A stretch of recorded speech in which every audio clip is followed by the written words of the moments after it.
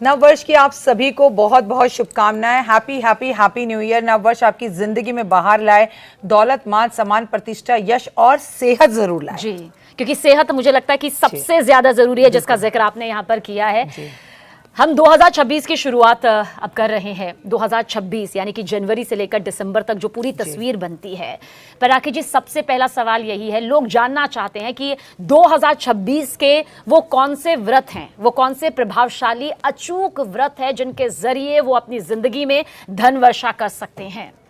देखो, 2026 कह लो, 25 कह लो, 27, 28 कह लो, धन वर्षा के लिए सबसे बड़ा व्रत होता है पूर्णिमा का व्रत। अच्छा। क्योंकि बेटा मैं आपको बता दूं सबीना कि पूर्णिमा का जो तिथि होती है वो भगवान विष्णु और माता लक्ष्मी को समर्पित होती है। चांद भी पूरा होता है, मन भी बड़ा रोमांटिक होता है, दिल बड़ा खुश होता है, नेगेटिव थॉट्स नहीं आते हैं, आपको बहुत पॉजिटिव एनर्जीज मिलती हैं। तो चंद्रमा मन का कारक, माँ का कारक और महादेव के मस्तक पर वो विराजता है। और महादेव की बात की जाए तो पूरे परिवार के साथ उनकी पूजा होती है। तो कहीं ना कहीं पूर्णिमा की जो तिथि है वो महादेव को भी समर्पित होती है। तो अगर आपको धन चाहिए, वैभव चाहिए, लक्ष्मी चाहिए, तो महाव्रत पूर्णिमा का व्रत। अच्छा, और पूर्णिमा के व्रत को लेकर क्योंकि नए साल का पहला व्रत अगर देखा जाए पूर्णिमा का व्रत, तो क्या हर किसी को नए साल का नया चांद यहाँ पर देखना चाहिए? हर किसी को देखना चाहिए। और कितनी खुशकिस्मत है हम लोग कि हम जनवरी में जैसे स्टार्ट करेंगे, 3 जनवरी को ही हमें पूर्णिमा की तिथि मिल जाएगी। 3 तारीख का जी बिल्कुल। और आप क्या वो अचूक उपाय पूर्णिमा के दिन डॉक्टर वायराखी बताना चाहेंगे जिससे आपको ये लगे कि जातक की जिंदगी में प्रेम भी हो, पैसा भी हो, अच्छी सेहत भी हो, ताकि ये व्रत छूटे ना उनसे? देखो, सबसे पहली बात तो पूर्णिमा की तिथि पर चंद्रमा के दर्शन। और ये बात आप बिल्कुल नहीं भूलिए कि 2026 की ये पहली पूर्णिमा है, तो अपने आप में और भी खास हो जाती है। तो सबसे अच्छी उन लोगों के लिए बात है जो पूर्णिमा का व्रत शुरू करना चाहते हैं। लेकिन आज मैं आपके साथ वो बात करूंगी जो मैंने आज तक कभी किसी टीवी चैनल पे नहीं करी, सिर्फ अपने यूट्यूब पर करी है। देखिए, इस पूर्णिमा से ना हम 100 सेर का दान शुरू करेंगे, और आप भी जरूर करना सबीना। अब आप पूछेंगी 100 सेर का दान क्या होता है? अपने एक मानव जीवन काल में हमें 100 चीजों को दान करना चाहिए। 100 चीजें काउंट कर कर दान करनी। तो इस पूर्णिमा पर सबसे पहले हम एक गोला लेंगे जो सूखा होता है, और 1 किलो मिश्री लेंगे।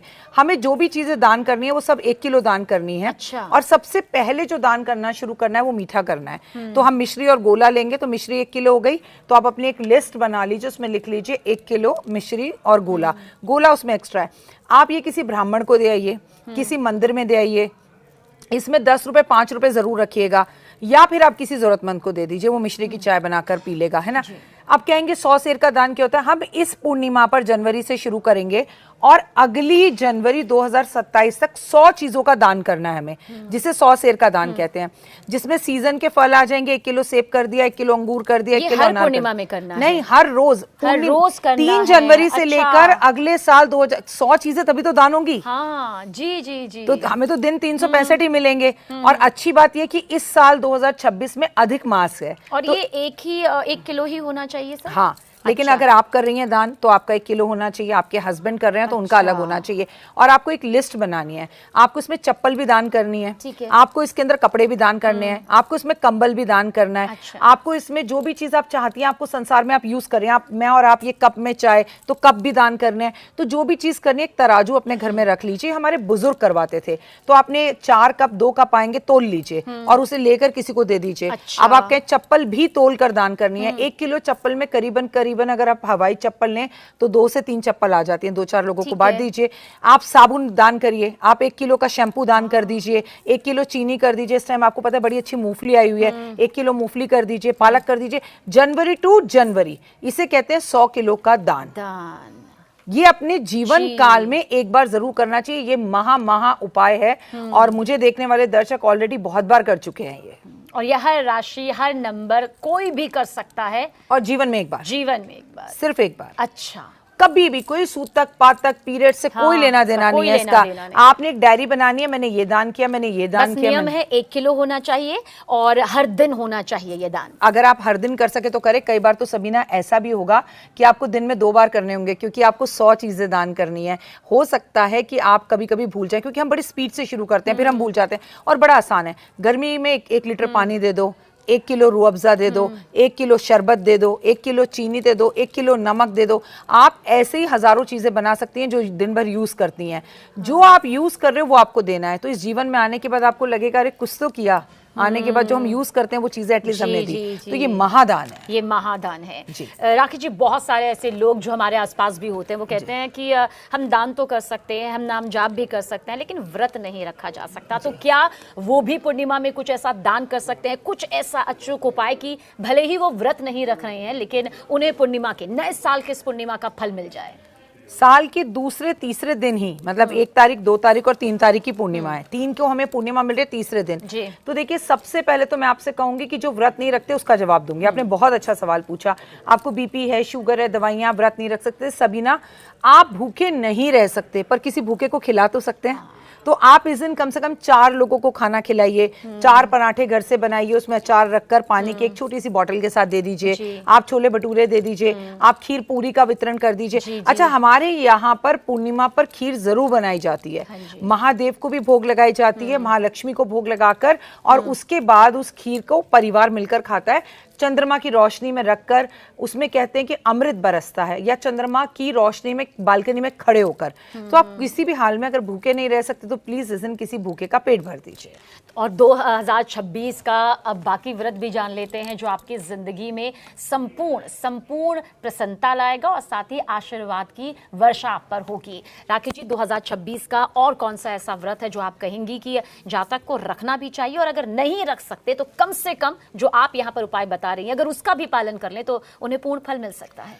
सबीना, अगर हम 2026 को जोड़ें तो हमारा नंबर बनता है 1, और 1 नंबर बेटा सूर्य का होता है। तो गुड़िया, आप कुछ करो ना करो, इस साल सूर्य की उपासना करनी है। इस साल हमें संडे के व्रत रखने हैं। इस साल हमें संडे संयम करना है। वैसे तो नॉर्मली हम लोगों की छुट्टियां होती हैं, हम संडे को ही अपनी शेव करवाएंगे, बाल कटवाएंगे, ये सब चीजें करते हैं, पार्लर जाते हैं, लेकिन कोशिश कीजिए कि संडे को इस बार ये चीजें आप ना करें।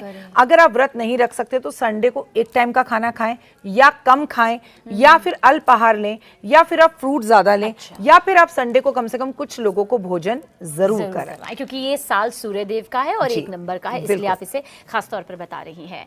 इसके अलावा कोई ऐसा व्रत जो इंसान की जिंदगी के संकट दूर कर सके, क्योंकि कहा जाता है कि संकट से कोई नहीं बच सकता, लेकिन कई बार जो उपाय यहाँ पर सामने आते हैं, और राखी जी, आपके तो उपायों ने लोगों की जिंदगी यहाँ पर बदली है। आपके जितने फॉलोवर्स हैं वो इस बात को दिल से मानते भी हैं। संकट दूर करने का कोई अचूक उपाय, कोई अचूक मंत्र, कोई अचूक दान जो आप बताना चाहें? संकट चतुर्थी, देखिए वैसे मैं आपको बताऊं, चतुर्थी 2 बार आती है। शुक्ल पक्ष की चतुर्थी आती है और कृष्ण पक्ष की चतुर्थी आती है। हम करवा चौथ भी रखते हैं, आपको पता ही है ना। तो चतुर्थी का जो व्रत है ना, उसमें भी सारी चतुर्थियों में करवा चौथ बहुत बड़ा होता है, लेकिन सभी ना एक साल की शुरुआत, जनवरी का एक्चुअली जो पहला त्योहार होता है वो होती है संकष्टी चतुर्थी। ये पड़ रही है इस बार 6 जनवरी 2026 को। अच्छा। और अच्छी बात यह है कि गणपति जी का जो दिन होता है वो बुधवार भी होता है और मंगलवार भी होता है, और इस दिन मंगलवार है, तो इसे तिल चौथ भी कहते हैं, संकष्टी चतुर्थी भी कहते हैं। अच्छा। और इस दिन गणपति जी की विशेष पूजा होती है। माएँ अपने बेटों की लंबी उम्र के लिए, बेटे की लंबी उम्र के लिए, अपने संतान की लंबी उम्र के लिए ये व्रत रखती हैं।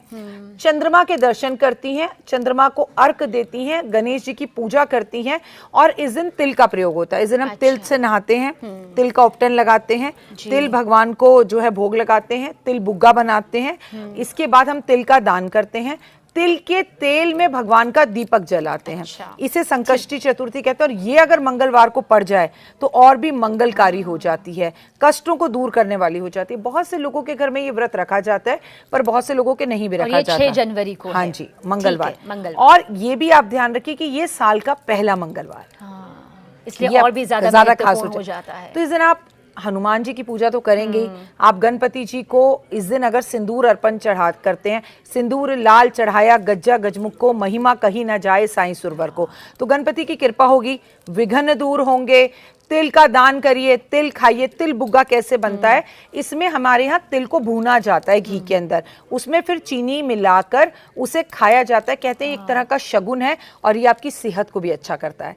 और ये गणपति को भोग लगाया जाता है। इसमें तिल के मोदक बनाए जाते हैं अपने हाथों से और वो गणेश जी को खिलाए जाते हैं। तो आपने कहा ऐसा कोई व्रत जो संकटों को दूर कर दे, तो आप चाहें तो इस दिन से संकट चौथ का व्रत भी शुरू कर सकते हैं। तो देखिए, जिंदगी में न सिर्फ पैसा ज़रूरी है, प्यार ज़रूरी है, परिवार का जो स्नेह है उसके साथ साथ पारिवारिक सुरक्षा ज़रूरी है, जिसके लिए हम इन व्रत का जिक्र कर रहे हैं। क्योंकि कई बार क्या होता है राखी जी, बहुत सारी बातें तो आ जाती है, लेकिन लोगों को लगता है कि अगर एक व्रत इंसान की ज़िंदगी में बदलाव कर सकता है, उसे और उसके परिवार को सुरक्षित रख सकता है, तो वो ज़रूर करना ही चाहिए। अमावस्या का नाम सुनकर अमूमन लोग थोड़ा डर जाते हैं, उन्हें लगता है कि काली रात है, अंधेरी रात है और कुछ ना ही किया जाए तो सही है। जनवरी में पड़ने वाली अमावस्या कितनी ज्यादा महत्वपूर्ण है, और कई बार मैंने ये भी सुना है कि अमावस्या का व्रत भी रखा जाता है और वो आपको पूर्णिमा के व्रत जितना ही फल भी देता है, पूर्णिमा के फल से भी ज्यादा देता है। क्योंकि ये बहुत कम लोग जानते हैं। हाँ ठीक है, अमावस है तो तंत्र जादू टोने से वो जुड़ी हुई होती है। हाँ ठीक है, अमावस है तो आपको ये जरूर होता है सबीना कि आपका मूड थोड़ा सा ऑफ रहता है, क्योंकि आसमान में चंद्रमा नहीं होता, आप थोड़ा डल फील करते हैं, एनर्जीज नहीं होती। लेकिन आप ये भूल रही हैं कि भारतीय सभ्यता संस्कृति में अमावस की रात पर ही दिवाली मनाई जाती है। महालक्ष्मी दिवाली पर ही आती है। तो कम लोग जानते हैं कि अमावस की तिथि भी महालक्ष्मी को समर्पित है। मतलब कितना बेसब्री से इंतजार अमावस्या का किया जाता है कि श्री राम के कमल चरण जो है वो पहुंचेंगे और वो पूरे देश में वो रोशनी होगी। बिल्कुल। और इस बार की जो आप अमावस्या की बात करें, जैसे हम साल 2026 की बात करें, तो वो मौनी अमावस्या है। मौन व्रत रखा जाता है इसमें। और आप अगर इसमें मौन व्रत रख कर स्नान करते हैं, मौन व्रत में रहते हैं, पूरा दिन व्रत रखते हैं, तो आप वो एनर्जीज पा लेते हैं कि आप जो वाणी से बोलेंगे वो सिद्ध हो जाएगा। अच्छा, जैसे हम लोगों का काम तो पूरे दिन बोलने का है और उस दिन हमें आकर कई तरह की खबरें भी पढ़नी पड़ती है, तो हमारे लिए क्या कोई उपाय हो सकता है जो ऐसे प्रोफेशन से जुड़े हुए हैं जहां पर बोलना बेहद जरूरी है और मस्ट है, मतलब आप इस पर किसी तरह का कोई कंट्रोल नहीं कर सकते हैं, क्या कर सकते हैं? देखिए, आपके लिए तो ये व्रत और भी जरूरी है, क्योंकि आप जो पढ़ें आपकी वाक सिद्धि हो और आप अच्छा बोल पाएं, आपके बोलने पर आपका कमांड हो। आप क्या करें सबीना, जिस दिन आप उठें, 18 तारीख की जो है 18 जनवरी की हमें मौनी अमावस्या मिल रही है, आप उस दिन जब सोकर उठे किसी से कोई बात ना करें। आप ना कहें बच्चा उठ जाए, हस्बैंड उठ जाए, मत कहें, अलार्म बंद करें, बिल्कुल मौन रहे।